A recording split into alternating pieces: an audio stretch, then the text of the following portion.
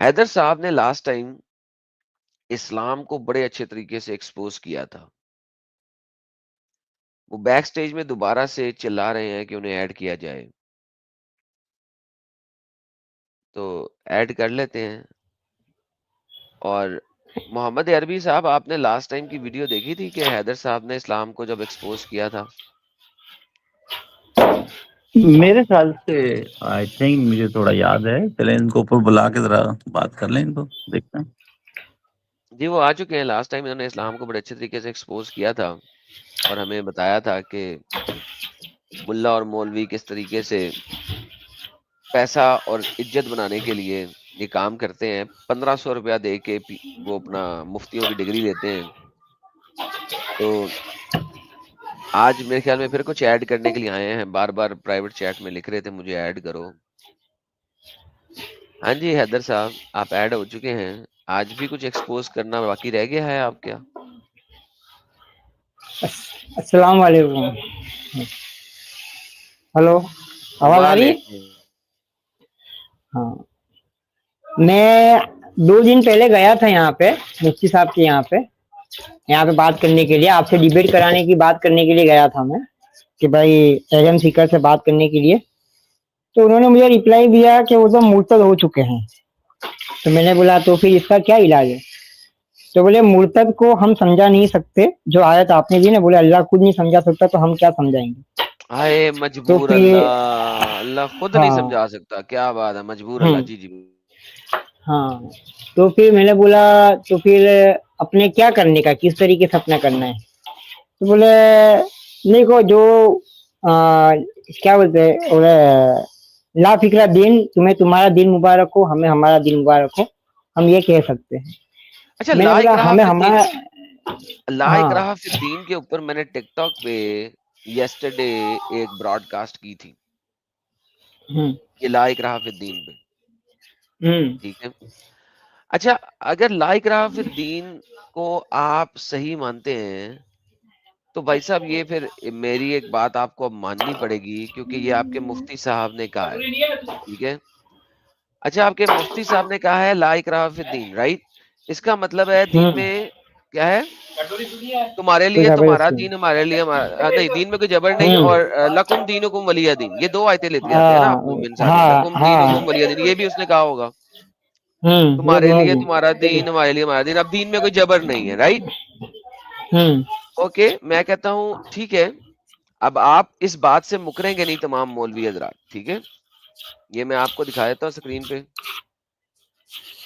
اب ہماری کتاب کہتی ہے یہ آپ کے سامنے ہے ٹائٹل. یہ ٹائٹل میں نے یسٹرڈے اپنی ٹک ٹاک کی براڈ پہ چلایا تھا. محمد ایک مسیح الدجال ہے، وہ ایک دجال ہے ہماری کتاب کے مطابق. ہوں اب ہمارے لیے ہمارا دین، آپ کے لیے آپ کا دین. اب اس بات پہ ہوں آپ چیخے نہیں مار سکتے. صحیح بات ہے کہ آپ کو ماننا آپ اگر پڑے گا. اپنے ہاں، آپ اگر اپنی کتاب پہ ایمان رکھتے ہو تو کسی صحیح بات ہے کہ اگر آپ اپنی کتاب پہ ایمان رکھتے ہو تو ہم ہماری کتاب پہ ایمان رکھتے ہیں. ہماری کتاب کے مطابق ہم پیغمبر کو دجال مانتے ہیں. تو ہم ہم اس کی ہم یہ محمد کو دجال مانتے ہیں. ہمارا دین ہاں یہی کہتا ہے کہ محمد ایک دجال ہے. ہوں ہاں، تو یہ اس کے علاوہ دوسرا کوئی ریپلائی بنتا بھی نہیں ہے بھائی. کہ اگر تم یہ ریپلائی دیتے ہو تو میں نے سامنے یہ کہا ہے کہ پروفیٹ محمد میں نے بولا پرابلم دین کو مرتد سے ہے ہی نہیں. میرے نزدیک پرابلم دین کو مرتد سے نہیں ہے. پرابلم دین کو مرتد، پرابلم دین کو ہے نا مسلمان مولوی اور تم جیسے لوگوں سے ہے. کیا مرتد سے کوئی پرابلم نہیں ہے؟ کیا ایک انسان اگر مرتد ہو گیا تو پڑھ لکھ کے مرتد میں اور مسلمان میں فرق کیا ہے پتا ہے؟ میں نے پوچھا، میں نے بولا مفتی صاحب کو مرتد میں اور مسلمان میں فرق بتاتا ہوں میں تم کو. تو انہوں نے بولا بتاؤ. ایک ناؤ کے اندر اگر چھید ہو جائے نا تو مرتد دماغ لگائے گا کہ سلا یہ ناؤ آگے جا کے ڈوب جائے گی، تو لاؤ میں ناؤ بدل لیتا ہوں. لیکن مسلمان اس ناؤ کے اوپر چلتا رہے گا کہ جان بچانے والی ذات اللہ کی ہے، اور اگر وہ ڈوب بھی جائے گا تو کہے گا اللہ کی مرضی. پھر مرنے کے بعد پھر اللہ کا یہ کہے گا میں نے تجھے عقل تو دی تھی. तूने नाम क्यों नहीं बदला? मुसलमान में और मुर्तद में मैंने बोला ये फर्क है कि वो दिमाग लगाते हैं और वो बोलते हैं, हदीस ला ला के देते हैं, जो हदीस तुम मिंबर से बयान नहीं कर पाते वो अपने चैनल में बताते हैं। तो बोले लगता है तुम भी बोले एक्स मुस्लिम के एजेंट हो गए हो। मैंने बोला तुम्हारे पास दूसरा कोई काम है नहीं, ठीक है, मेरे को तुम एक्स मुस्लिम का एजेंट बोलोगे, ठीक है। अच्छा वो जो एडम भाई, वो जो क्या नाम है मुफ्ती जो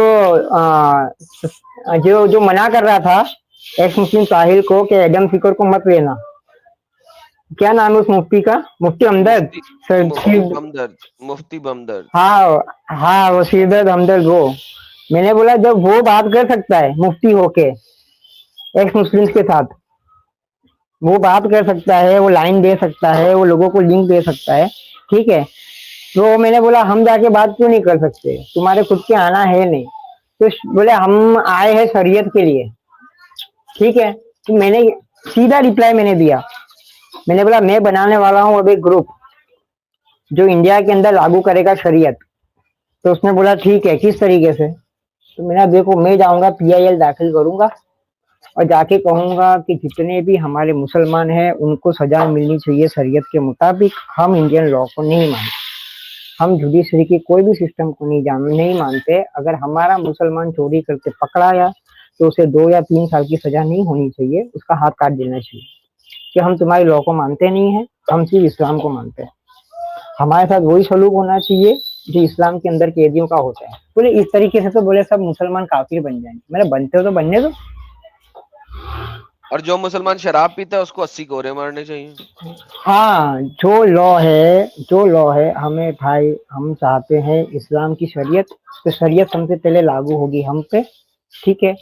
हमारे जितने भी मुजरिम पकड़ा है उन्हें सौंप देना है हमको, हम उनको शरीयत के हिसाब से हम उनको सजा देंगे। मैंने कहा तो क्या कहना है तुम्हारा मुफ्ती साहब इस बारे में, आपका क्या कहना है? क्या शुरुआत तो करे अपने घर से ही।